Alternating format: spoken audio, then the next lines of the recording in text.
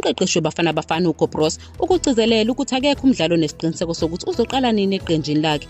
Leli qembu lise-Ivory Coast lapho lizobhekana khona neBenin emidlalweni okuhlungela i-2026 FIFA World Cup Group C. Ukuwina kwakamuva bedlala neLesotho ngo-2-0 kwenza uRelebohile Mofokeng we-Orlando Pirates noJaden Adams weMamelodi Sundowns bashaya amagoli abo okuqala kuBafana. uMofokeng ona-20 ubeqala umdlalo wakhe wokuqala kanti u-Adams ona-23 ubesaqale umdlalo wodwa nje vo kuBafana. uBroos uthi impumelelo yaleli qembu iqhamuke nokuqina akwakhe kuBafana. Ukholelwa ukuthi akekho umdlalo ongathatha indawo yakhe kalula futhi uzokhetha abadlali ngokusekelwe ngesikhathi esifanele. Iqhinga likaBroos lokwethula abadlali abasha ngesikhathi esifanele lithele izithelo ezinhle njengoba kubonakala emidlalweni kaMofokeng no-Adams. Uyaziqhenya ngempumelelo yeqembu futhi uncoma ukuzethemba kanye nengqondo yabo.